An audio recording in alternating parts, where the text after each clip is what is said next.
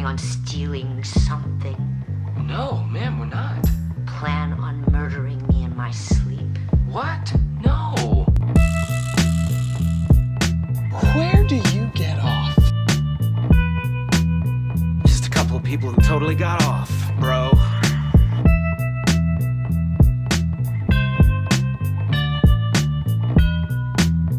Hey, show us your basement. What? No. Welcome to another episode of Show Us Your Basement. I am your host, Alberto, and I am joined by Edgar and Eric. And, we tried to get into contact with Josh, but it looks like he's stuck in the back rooms. It's been like that for, I don't know, the last week or so. Eric, you've been trying to contact him, but to no avail. Is Josh okay? Do you know what happened to him? What's happening? What happened to Josh? Did he just magically? Did he just disappear into a wall, or what happened? Yeah, I think he probably entered into an unknown space at the warehouse, if you know what Jesus. I mean. Yeah. Oh man. Well, factory. Our thoughts and prayers with Josh. Hopefully he finds his way out of the back rooms. Where Show Us Your Basement lives. I feel like if Show Us Your Basement is a place, I think it'd be the back rooms, to be honest. That's really cool. But thank you guys for listening, for following us along our podcast journey. We really appreciate it. Like and subscribe if you haven't yet. Share this with your friends. Share this with your liminal horror friends, because tonight's episode we're going to be diving deep into the back rooms, and we're going to be reviewing this film, which is still really it's still a hot topic right now. Mm-hmm. It's the number one movie in America. Came out last week. It's been breaking records at the box office. It is, I think, A24's highest grossing horror film in its entire history, and it's directed by a 20-year-old. I was going to say YouTuber, but he really is a filmmaker at heart. I mean, if you've seen his YouTube series, which I did prior to watching the movie, I mean, this kid is a prodigy, really, when it comes to these short films on YouTube. So we'll be getting into that. Spoilers ahead. So please, if you have not seen Backrooms, Josh, whenever you find your way out of them, please do not listen to this episode. If you have any interest in watching the movie, please go watch it.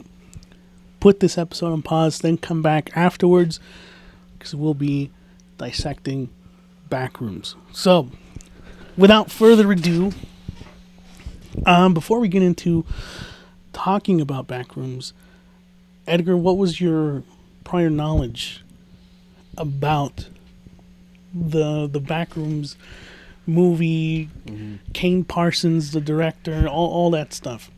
I came in fresh, actually.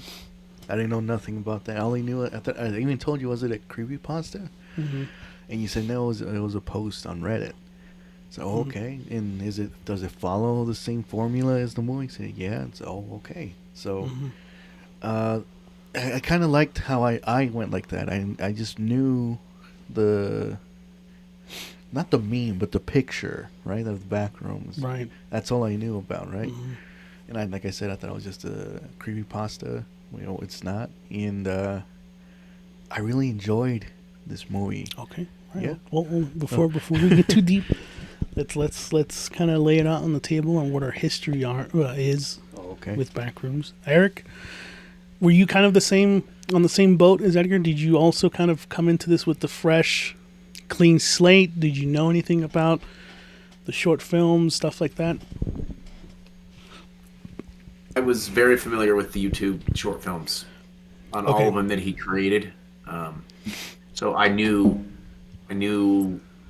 what I was getting into in terms of the content. Okay. All right. Well, I mean, same here. I watched I consumed all of the Backrooms short films before the movie came out. Kind of the same boat as Eric. I'm familiar with it, and that really just kind of set my expectations pretty high because I really enjoyed those short films. I think they're really well done, but they're bite-sized, right? They're like maybe at most like 40 minutes long.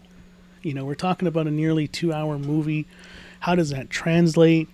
Are they able to capture the essence of what made those short films really like gripping, really enjoyable?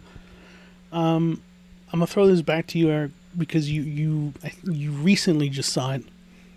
Does it live up to that expectation in your mind? When I first discovered his content, Kane Parsons, or Pixels as his handle is on YouTube, I'm going to actually support what you said, that I don't think he's just a YouTuber. Right. Yes, he was using YouTube. That's how he was getting his creative mind out there. But he is truly at heart a filmmaker and a writer. Just, And I really enjoyed his short films. I love found footage. I think you guys know this about me. Especially on the horror element. I think that's where it's executed at its peak. It's typically only when it's executed ever. It's kind of hard to find a found footage that's not a horror, right? Yeah. It's just kind of, when it's found footage, kind of goes hand in hand with the horror element, which I love. Loved his work. All of it. And he did some other work too, more recently. The Oldest View. I don't know if you've seen those. I've Very seen good. a little bit, yeah. Very good. Very similar. Liminal. He seems to be a master of capturing the liminal essence of things. And it's just so perfectly done, with just the eerie, odd placement of things, what's going on, how one place leads to another, and how it doesn't make sense but does make sense at the same time. Yeah. He has a mind for this stuff. So the movie, obviously I was aware that the movie was going to be different, to your point, than what he delivered on YouTube, which I think is a massive risk. Yeah. Because you're going to change the DNA of what you've been doing. So I thought Kane was phenomenal making this movie. I thought he was able to extend his range in being able to not just make what we're used to seeing him make, which is the found footage style, the POV found footage. Right. And then blend it with more of a standardized film, which was what we see in most film. He did a great job with selecting or creating characters, 2 in particular, and giving them a little bit of a story behind them. Like, you understood what was going on for the most part. Yeah. Even with the girl who was kind of living on these memories, but it even felt like just watching her quick flashbacks, you got an idea of her backstory enough to understand. Yeah, it didn't spoon feed you a lot of the backstory, which I appreciated. Yeah. He was able to capture enough that you could tell that there was this,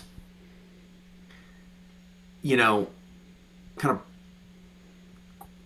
getting raised by a kind of almost what seemed like a lunatic, like a hoarder, just psychotic parent, right? Yeah, some just not Hoarder, all there. Yep. Paranoid. So there's always someone watching, but it fit with the story of what Backrooms is, right? Yeah. He was able to recreate this story to be very different than his product that he has on YouTube. he was able to recreate this entire story to have a different story while still blending in older elements, original elements that he had. He still was able to incorporate many of them while also delivering something new characters, a different way to enter into the Backrooms. It was a little bit more. It was a little bit more. I don't know. He didn't really. It wasn't really defined how you got into the Backrooms at first, right? Then he kind of opens up a little bit more with the YouTube videos, but with this one, it was more geared towards. It starts with like the guy's panel box looking odd, like the two circuit boards that are not. They kind of like fused aligned. together. Used, kind of funny. Yeah. So great build up. I really enjoyed how he chose like an old furniture store as like the setting. This eerie, dead, empty, dying furniture store, and then incorporating it into basically there's a way, a portal, Into essentially a doorway to get into the Backrooms. Yeah. Yeah. And so then he incorporated the POV enough. He dabbled in. He was able to present it enough with the kids. He's like, hold this. I need the proof, right? I need to be able to show people that this is real. So he was able to still tie in where it made sense why you saw it from POV. It wasn't just random. It wasn't like you're watching Doom and then all of a sudden there's a scene where it's first person. Yep. And you're like, where it just kind of it makes no sense, right? Makes no sense. You're just throwing it in there. Just throw it in there. It was almost like this isn't fan service. Like to an extent, Yeah. It was, but he made it work for the people that don't know anything about the Backrooms. I agree. And what he's done. I agree. It was sensational. You're He talking. captured. Go ahead. You're talking about the build-up, and Edgar. A lot of people who watch the movie, they criticize it for being slow. Right? It was like, oh, it's just there's nothing going on. There's not enough scares and blah blah blah, whatever. Were you one of those people that thought that, or were you thinking like, oh, I know what I'm getting myself into. This is a slow burn. It's paced really well. Like, what did you think of the pacing of the movie? Because that was a big point of contention for a lot of people watching the film. Was like, what's going on? Hello? Oh, okay. I think those people, like I even told you when we got out of the theater, I think they were expecting a horror film, right? Yeah. But from the beginning, from the trailers, like everything about this film, the promotion trailers, they showed enough. Like they didn't spoil anything. Yep. So I already, like you said, I already knew what I was getting myself into. I knew it's not going to be a horror film straight up. It's going to have horror elements. Which is interesting because you haven't seen none of the shorts. Yeah. Which, if you're familiar with the YouTube series, there are monsters. There's like entities there. You weren't like going into it thinking like this is going to be a creature feature or some shit like that. You were like already into the. I was already into it. Like Yeah. I was like the trailer got me. It's like I was saying earlier, I liked how I went in fresh, not knowing a lot about the Backrooms and all these the main story of it. So that made me appreciate it much more. Okay. So I have a question for both of you, but I want Edgar to answer this one first because you did go into this blind. The beginning of the movie, really well executed, already kind of like setting up what everything is going to come after. What did you think of the first 3 minutes of the movie? The opening, the cold open, as it were. it got me right away with the POV, the found footage. Yeah. This character, I don't think we ever got his name or anything. He's part of like the async, Yeah. the greater kind of lore of the series, but he's like a worker exploring the Backrooms, right? Like everything about it, like him, he closes that little gap that he came in through. Yep. Like he feels getting followed or he's you being don't even seen. know what the fuck's yeah, going on. like what the hell's going on? Yeah. Like that was a nice setup to that movie. Like again, it tells you everything in those 3 minutes. Yep. So, Eric, the opening of this film, I really enjoyed. What did you think of that cold open of Backrooms? It started off just how we remember it from the series with found footage. How effective was that for you? Did you were like, oh shit, I'm ready for the film? The opening was about as perfect as it could be. Okay. It was just not too much, but it was enough to remind you this is what you came to see. And great cold opening. You don't know who it is, but you tie in the async because they're a big part of his story that he's created. And you knew you were in a Backrooms movie, and they executed it exactly the way you would expect it to be. This mysterious, I'm being followed, but you can't ever quite see what is lurking behind you, lurking in the shadows, right? Yeah. Great open. I really appreciated the cold open. You know, even good. when, sorry to interrupt, but like when supposedly when he's getting chased, right, and he like goes to a dead end, and he tries to go back, and that's when the camera falls. I liked how it didn't show anything. Still, it didn't. Yeah. So it showed like a figure, but you didn't see what it was. Yeah, it was like very obscure. Yeah. You didn't see anything. Yeah, I liked that a lot, and I appreciate because you see this throughout the movie, especially the opening, the use of silence, dude. No, there was no music in the opening. I don't believe. I don't recall. No. No. Like just the effectiveness of just the humming of the lights, right? Just feeling like you're in this fucking office space or whatever. Like just very just dead silent. Yeah. Oh my god, the dread of not knowing what's gonna come next. Really appreciated it. Eric, you were talking about the two main characters, Mary and Clark, who are given just enough backstory for you to really kind of dive into their characters, really invest into them. You were talking a little bit about the found footage section, which I think might be my favorite part, is when they finally do go into the back rooms and we get that POV, that found footage look. Was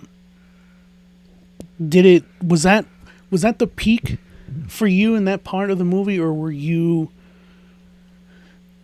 what did it ever lose you at any point in the movie, or did anything feel like, okay, nothing's ever going to top this moment in Backrooms? Because I feel like that found footage section was just so well done. This is a great question because I feel like I'm going to give two answers. I want to say it certainly was the peak in terms of the essence of what it is and the horror element, but I don't believe it degraded in value even after that. Okay. It just didn't, or I didn't believe it did. I think the second, so you talk about the cold open, you get the traditional sense of what the Backrooms is, then he ties in later more POV, but he builds it into the story really well on why it's going to be POV, and it makes all this sense because you can tell that the movie, you can't really place when the movie takes place in terms of the timeline of humanity, right? Yeah. You know it's probably not now because there's no cell phones, right? They're using old, outdated equipment, and I love that. Yeah. I love that there's no timestamp. It's left for interpretation. It gives you that liminal feel. It almost had a slight feel of utopia, or not utopia, dystopian, a little bit. Not quite like I don't mean it like in a full sense. Yeah, I get what you're saying. But in dystopian, you kind of have a hard time understanding where they're at. Yeah. So, but it gave you that sort of feeling, right? So it just captured it. And yes, I think it was at the peak of what the Backrooms was and is and how it's delivered. But I wouldn't say it degraded beyond that at all. Yeah. No, I agree. I think, Edgar, for you, that found footage section, I remember we were in the movie theater, and when it cut to the moment where we see the POV, there was like you could hear the crowd being like invested, like, ooh, okay, like everyone was locked in for that moment. Do you also feel like, did the movie start to slip for you after that, or just like Eric, did you feel like, oh no, this shit's still fucking good? So good. Like every time he would go back, like, okay, what am I in for? What am I in for now? Yeah, because like it's different each time, Yeah. right? Or Yeah. it adds to the Backrooms. So that's what I loved about it. Like I was just eager for him to go back to see what he's gonna find, or yeah. So I never lost the like interest of the film. I want to give a quick nod to the music, to the score of this movie. I'm a huge fan of more of the ambient type of music. Yeah, like that type of score, which I think this film did perfectly. When Clark first enters the back room, I think that track that they chose for it was especially creepy. I thought that was fantastic.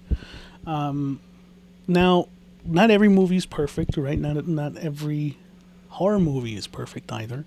A lot of reviews pointed towards the third act being the weakest part of Backrooms after the whole found footage section. So we get Clark essentially. So once the found footage section ends, we kind of enter Mary's part of the story. Kind of feels a little bit like, it reminded me a little bit of Barbarian in that way. Yeah. Where like now she has to kind of retrace Clark's steps and kind of see where he went missing. And so the third act is, we get a little bit more of Mary.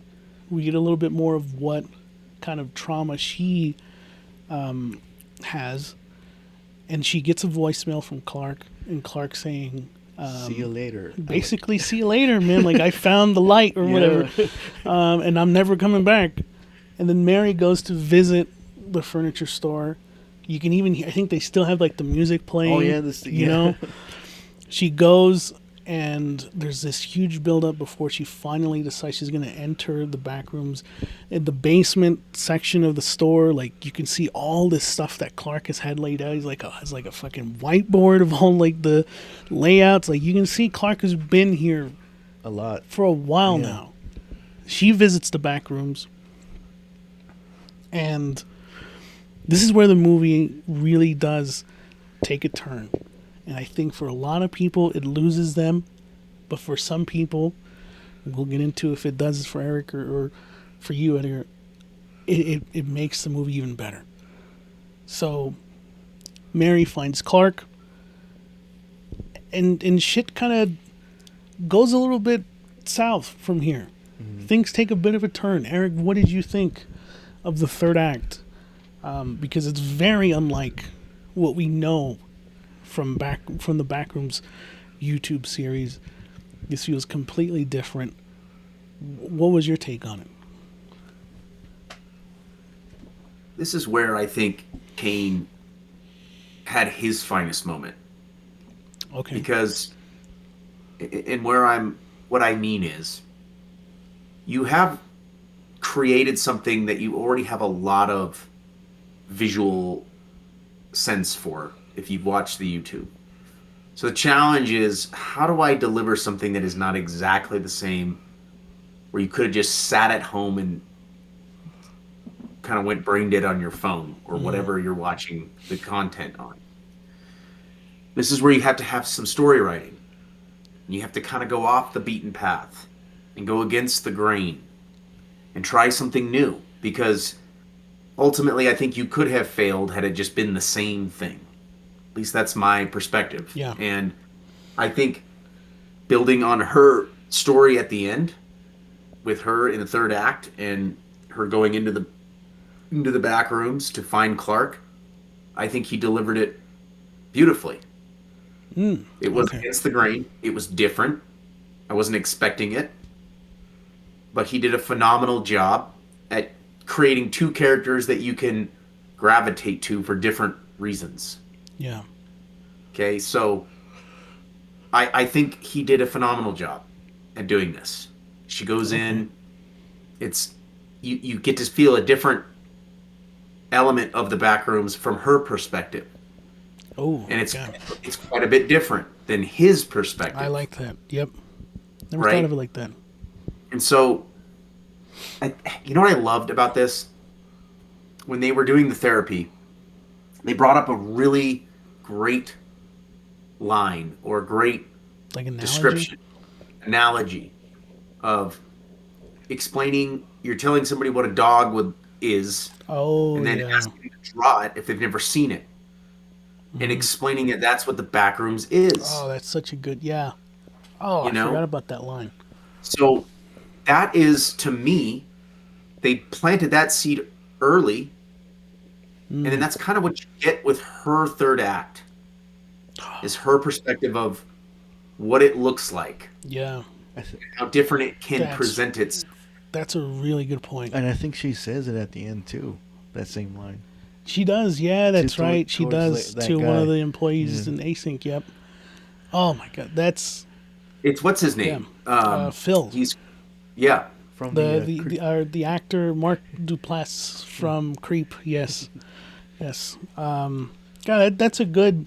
I never looked at it like that, Eric. That I actually that makes me appreciate the movie a bit more, seeing it from her perspective, how she kind of views the Backrooms.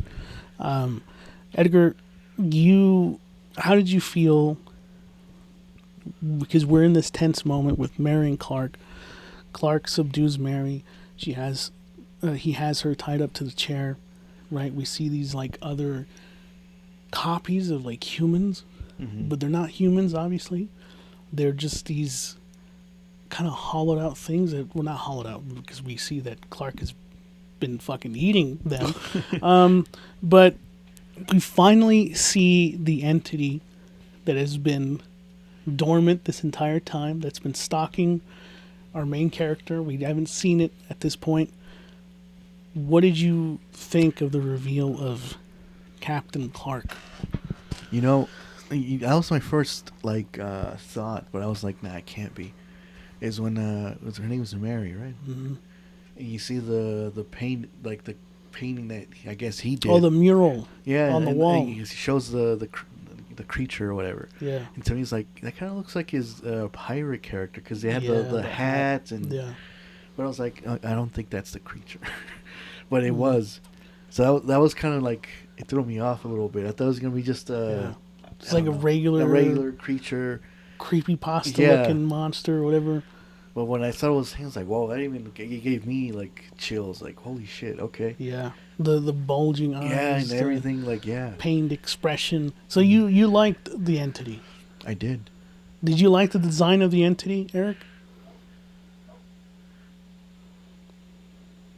So this is where I think this is a very unique part of the movie and what is going on in the Backrooms, because I interpret it as, I think the entity could be whatever is deep-seated in that person that's in the Backrooms, right? Yeah. So in this case, she sees the mural on the wall, and yes, it has kind of a design with the hat, like Captain Clark, but it isn't defined really, it doesn't really look like Captain Clark. To me, it kind of felt like there is a darkness that exists in this place. And since she was kind of living in his memories, because these are just the memories, right? Yeah. Kind of memories that are deep-seated, and the people that are distorted are just kind of the memories. Yeah, like misremembered in this place that doesn't make any sense. And in this case, Captain Clark was the darkness that was kind of within Clark, and it was brought to life in this place. So I think, if I had to guess, his vision, Kane's, is that the entity could be many things. It just depends on who's in the experience and who's living through it. And I liked Captain Clark because it related to the character in this sense. So very jarring looking character, a very creepy character. Yeah. And he certainly was presented as a slow-paced, slow-stalking entity, whereas in the YouTube, it's not quite a slower stalking entity. It's a very well hidden entity, but it kind of comes up to you more like a jump scare. Where in this one, it was more of a stalk, kind of like It Follows. Yeah. Right. Oh, that's a good. So- that's a good. Yeah. I think the essence of the Backrooms is it's not always going to be Captain Clark lurking in the shadows. It's going to be something that is Like some form of darkness inside of the person imprinted that from the is living person. it. Yeah. Yes, that's what that is to me. Wow, man, that you're dropping some knowledge here. Actually, that's a good take on it too. I really do like that. That it's just kind of whatever it is the Backrooms absorbs from the person that's in it.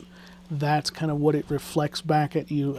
That's a good take on it, because I think a lot of people with this movie, especially the younger fans, which I don't know, if you know Eric or Edgar, but a lot of people, younger kids, were expecting more of a sort of like a TikTok back, because there's a different side of Backrooms that exists on YouTube and on TikTok, where it's a lot more like there's level 100 Backrooms, there's the playgrounds Backrooms, and there's like a big I didn't know that. Shrek monster that follows you and all this Okay. like weird shit. It's like slop, like brain rot Okay. type of shit.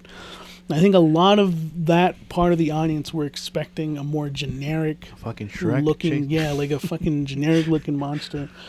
I don't think they understood or appreciated the design of this creature and its background, kind of like what Eric was explaining, which I thought he explained perfectly.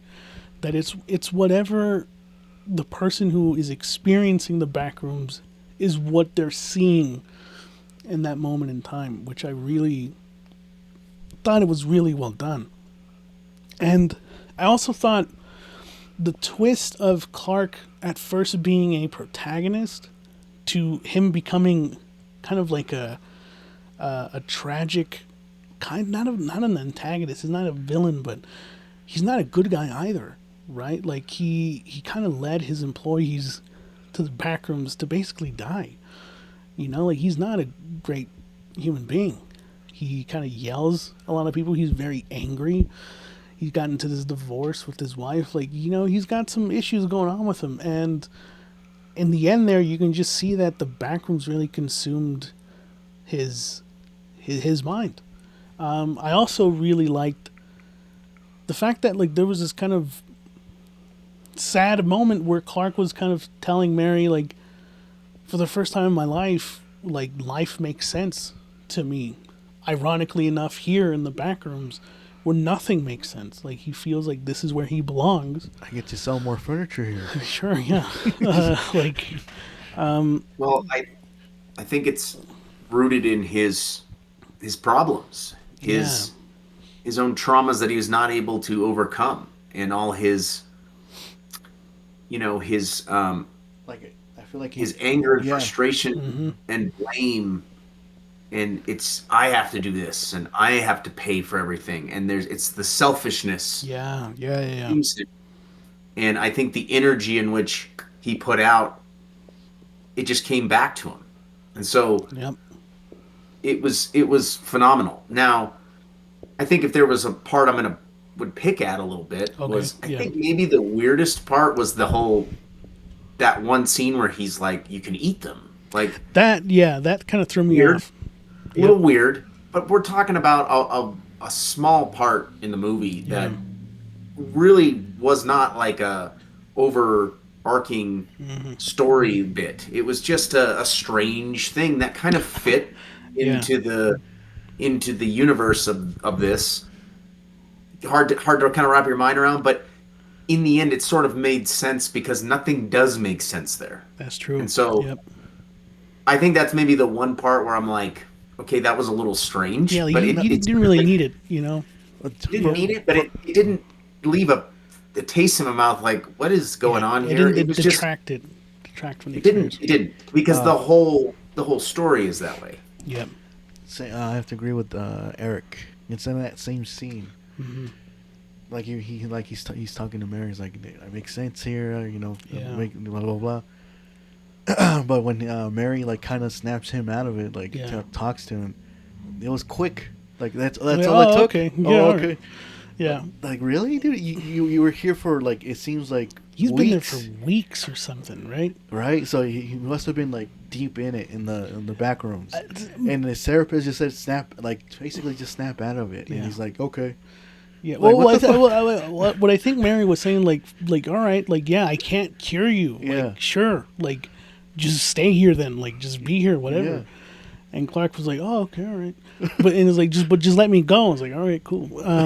But it kind of makes me wonder, like, was Clark in the back rooms for so long that he was like maybe lost and found these copies of humans and just resorted to cannibalism? Like, what made him think about eating these people? That I don't know, just something like I thought about too. I was like. And then he has that girl's head in the refrigerator. Like, there was just a few things that felt a little bit odd, but it didn't ultimately didn't really detract from the experience. So we start to reach the climax. Pirate Clark comes in to the room, to the kitchen, and it seems like he's gonna embrace Clark. Clark was like, "What are you doing? You're not supposed to be here." Pirate Clark picks him up. And he just takes a huge chunk out of his fucking neck. And I really like this part. Because Kane doesn't show you how Clark is getting killed. You're just hearing it. Which is a lot worse than seeing. And you're just seeing Mary's reaction to it. She's like very terrified. And she starts to fucking book it. And so it's Pirate Clark chasing after Mary. Mary's trying to find her way out of the back rooms. Pirate Clark is like dragging Clark's fucking dead body around. She eventually finds herself in like the lobby or the first floor of the furniture store, which has now become part of the back rooms. It's distorted. Became different, yeah. Like became different. There's the caveman cutout that's there. We have this huge, almost like video game like boss fight with Mary trying to kind of fend off Pirate Clark. And she manages to fend him off. She finds a little like slit in the wall where she tries to escape. And then that's when we get the first official kind of like, oh, now we get to tie it back to async. We got the employees there. They look like they were trying to trap Pirate Clark. No, and her too. It seems because they were like, "What the fuck are you doing here?" Right. Basically, like Yeah. They're trying to push her. Like, yeah. So Eric, how did you like that towards the end where we finally got to see it tie back to the original YouTube shorts or series? Sorry, with async, Mary getting knocked out. Because it feels like at this point the movie's starting to really kind of wrap things up. How did you like? Did it stick the landing for you? The ending. So this is what we're building to, is getting back to what the Backrooms is, right, with async. And I think he did it perfectly. He brings back in what we're familiar with, and we know that async is a big part of this and that they know about it. We don't really know how they know about it, but they know about it. Yeah. And they give a little bit of breadcrumbs of, well, we were making MRI machines, yep, whatever, and then he wouldn't really say how it really evolved beyond that. You could tell he was withholding information, keeping it a secret. We don't really want to tell you how my guess is, tore some fabric in time, whatever, and it goes back to what you're familiar with. And when she was sitting in that room. Even sitting in the room, she's like looking up at the odd windows that are like really high up on the wall, and it's just like this blue sky, and it's like so weird, and but it's capturing the liminal element. Again, here we are with the they never took their foot off the gas with the liminal element. You never once got the feeling of like the real world. And so I think he tied it up perfectly. I don't know if we're going to see a follow-up. I would like to.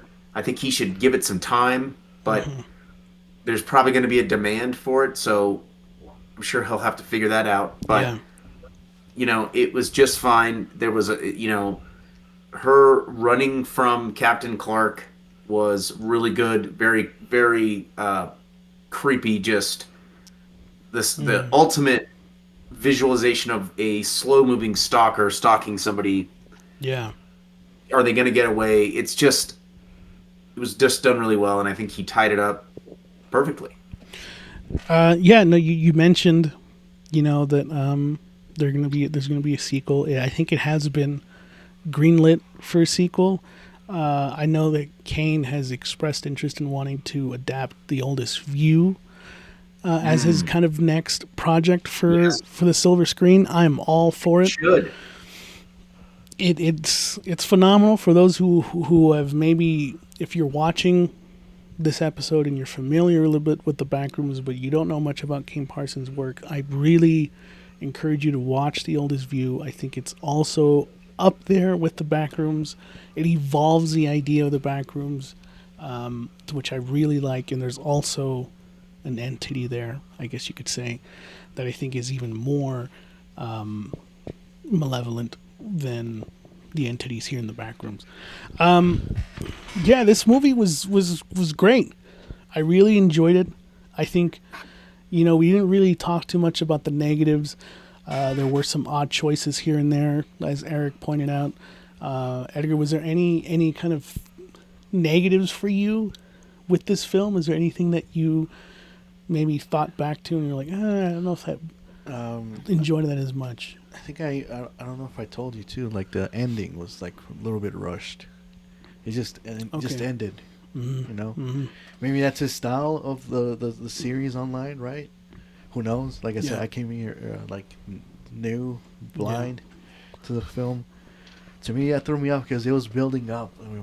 All this build up, and it just like kind of interrupts, and it's like, what the fuck, Okay. But it didn't really kill the whole film for me. It was just like I feel like it was rushed a little bit. Yeah. I kind of feel like we could get a director's cut.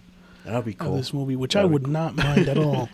I would love to see what other kind of shit Clark was up to in the Backrooms. Because when you see the mural, there's I don't know if you caught it, but there was a little drawing of a table, and the table it was trickling like blood. Uh-huh. And Clark wrote next to it, says tables don't bleed. What kind of shit is he seeing in the Backrooms where he's finding tables that are just bleeding for no reason? Hey, stuff like that. Before we we're getting to the end, when he has his employees come in, right, tells that guy to go down that in those piles of you can say clothes or whatever. Yeah. Was it only me, or was there a fucking creature hiding in one of the... Oh, that was a cutout of the caveman. Oh, really? That was a cutout of the caveman in there. Yeah. Okay, I was like, what the I thought it was going to be a jump scare or so something. All those piles of clothes I infer is the victims of Captain Clark. Oh, you think so? Those are just all piles of clothes that he just kills these people, maybe consumes them, I'm not sure, because I think that was something that was alluded to. That's like a reference to one of the videos, one of the short films of Backrooms. I think it's episode 4, where there's another async employee that kind of finds a similar room with a pile of clothes, and the assumption there is that the entity has been kind of eating or killing these people that find themselves in the Backrooms and just kind of leaves their clothes there. Because it seems like you guys seen the whole series. And this is a dumb question. Is furniture a big thing in the Backrooms, or is it just for this film? I think it's whatever, like Eric was kind of alluding to. It's whatever the person who goes to the Backrooms, kind of. That's what the Backroom. There is furniture. There is furniture. Yeah. I think there is furniture, and I think that's why he leaned on a furniture store. Yep. To kind of. That's why he used the furniture stores, because it kind of highlights what's going on. And I think, to your point, finding all the clothes, I think that's just a place where any entity probably is burying its bones, right? So I think with the ending, I don't know if I got the sense that it was rushed, but I think it's a build-up. He doesn't want to give away too much. Yeah, that's kind of Because if you got to kind of do No. that, then you're kind of setting yourself up in a To be tough spot disappointed. to be disappointed potentially. So, Mm-hmm. how much do you want to show? How much of your hand are you going to show? Yeah. And so, this is where it's tricky, right? Because Mm. you can't quite satisfy everybody. You're never going to, but you have to leave. You got to leave room for another meal, a dessert, whatever. Yeah. And I think he did that. And so we'll see. I really hope he adapts The Oldest View. And what's interesting about The Oldest View is you could almost tie it into the Backrooms if you wanted to. I don't know if he 100%. will. I don't know if he will or if he Yeah. should. I don't know. That's up to him. But I almost feel like you could cross those over at some point and to some level because they're very similar in that regard. It's not. It doesn't seem like they're very different, but it seems like it could be the same thing. And again, in The Oldest View, he's using like an old mall scene where you don't really see it anymore. It's a forgotten thing. It's a memory, right? Yeah, So the liminality of it too is still Yes. kind of there. Yeah, I agree. I think it stuck the landing. I do agree with Edgar a little bit. It did kind of felt rushed, but it also didn't like. But ultimately, I don't think it made me think the movie was terrible. No, like, after that, you know? Eric just said it. Like, it gave you enough, but at the same time, it didn't. At the Yeah. same time, it didn't. Right? Yeah, That's what I loved about it this blue film. balled you basically. And I think that's what people. I don't know if you noticed when we were coming out of the theater. A lot of people seemed like disappointed. Yeah, so like here's the thing. clapped in the theater I was in. Yeah, was that's applause. awesome. I wish we had that audience. We didn't have that audience. Yeah, because everyone was like, You know? what was that? What, like, Yeah, everyone yeah. was So like- now moving away a little bit from the film, we can talk about this for hours. So I'm not going to touch on it for too much. But the media literacy with people nowadays, I feel Yeah. like so many people who go into a horror movie specifically, they want everything spoon fed to them. They need everything laid out to them from the first like 10 minutes. And if it doesn't make sense, they're not on board for the rest of the movie. And I just feel like if you're going into the Backrooms hoping that this movie is going to explain everything to you, this movie's not for you. it's so- a slow burn. Actually, It is a slow burn. Yeah. You know, it feels weird that this movie comes out right after Obsession, because Obsession feels a lot more straightforward in its premise. And so I think a lot of people were expecting a similar kind of result with the Backrooms, where it's like they were going to get some kind of, everything getting tied up. But if you watch if you watch the series on YouTube, like Eric and I have, this fits perfectly in the universe. That things are not going to just end on a perfect note. Kane has even said the story's not over. Backrooms is not over. He knows the ending. This is not the ending. He's still leaving things open, which I appreciate it. It feels like this is like his Star Wars, but it's more fleshed out than fucking Star Wars. Like he's got it better fleshed out than George Lucas. Backrooms, The New Hope, Yeah, right. Return The- of Captain. Captain Clark Strikes Back, some shit like that. Yeah. Yeah, dude, this movie, I mean, we're going to give it a ranking. We don't have too much negatives. This is greatness. Not only is this greatness, I think this is my favorite horror movie of the year. Hey, slow your roll. We haven't seen all the rest. I know there's still a lot to come out, but Like remember when we were going? We went to go see Scary Movie. There was a lot of posters of horror movies. Like, dude, we're getting fucking. we're eating good. If you're a Yeah. horror fan, you're eating good this year. You got Evil Dead Burn coming out. There's the other one. What's it called? I just said it too.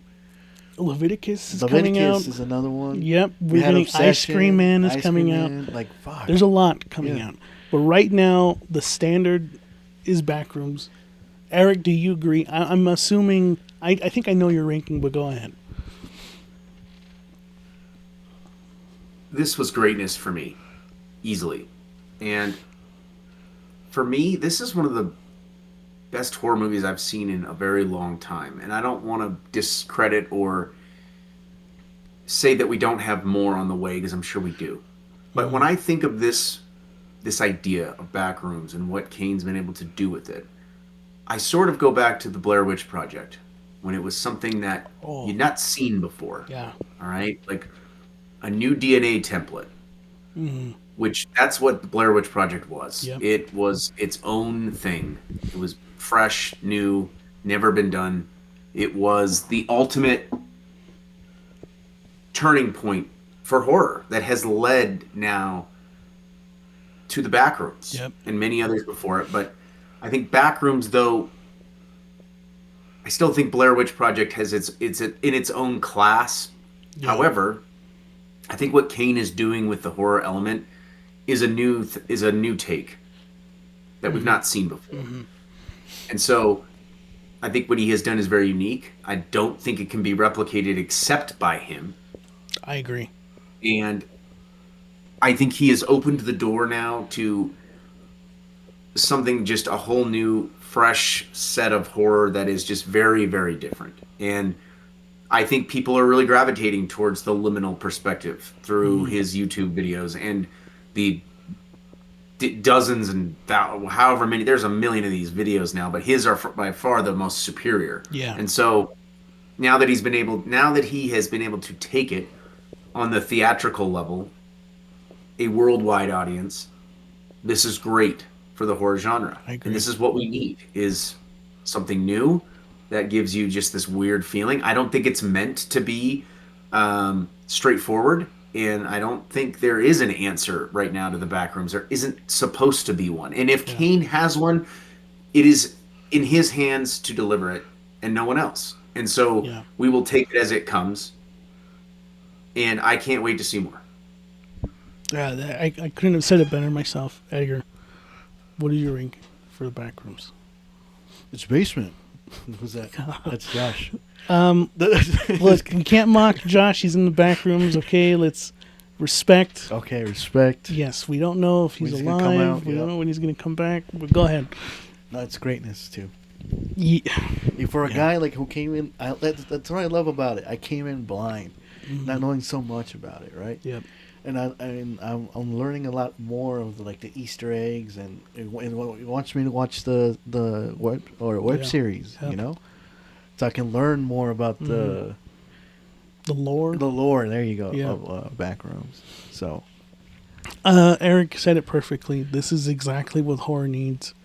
You know, we got the younger filmmakers coming along. We got Kane.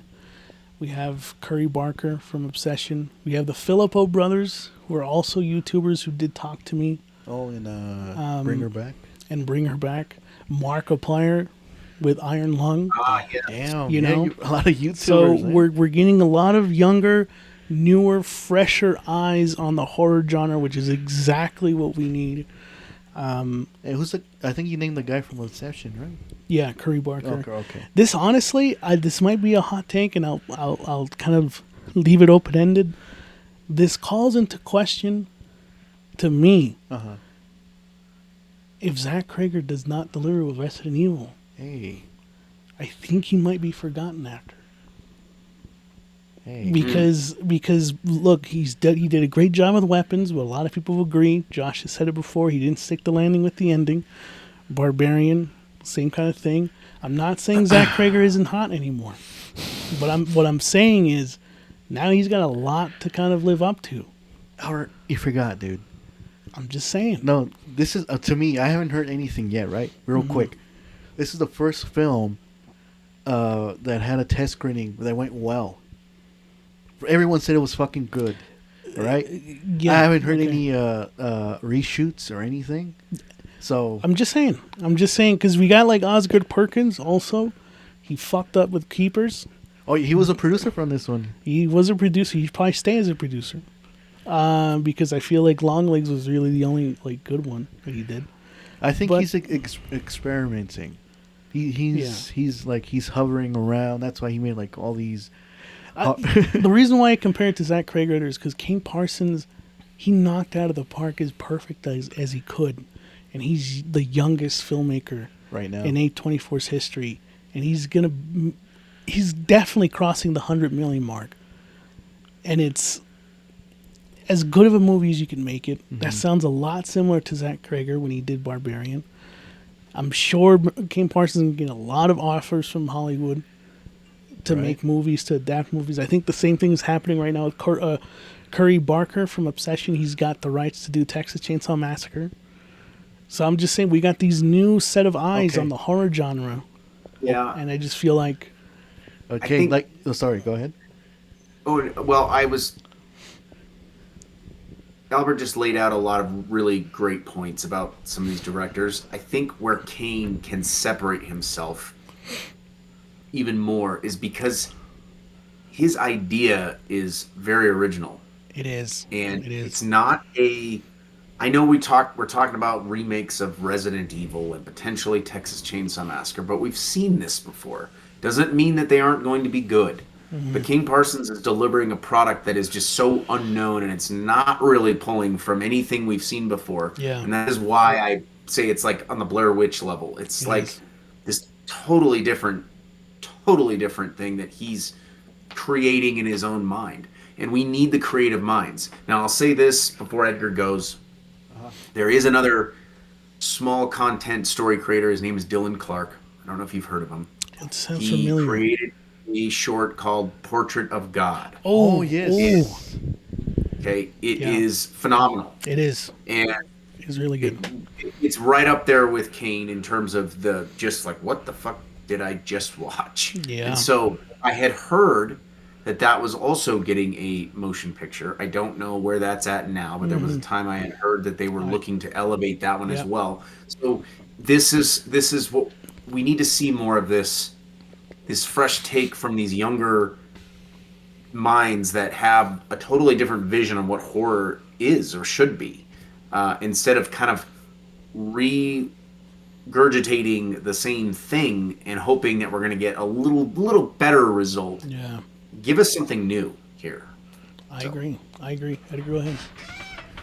No, it just gave me the idea. Like you just named it. Like, okay, we got Zach Greger doing Resident Evil. It's a known franchise. Yep.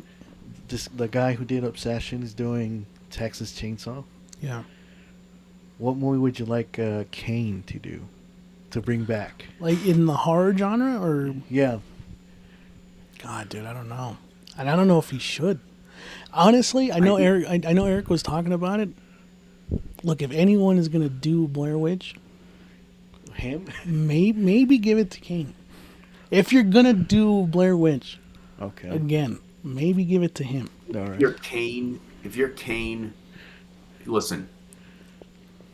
If you're Kane, I understand there's going to be a lot more opportunity for you, and he's earned it. Okay. Although, if I'm Kane, what I would hope to see from Kane is stay on the path less traveled.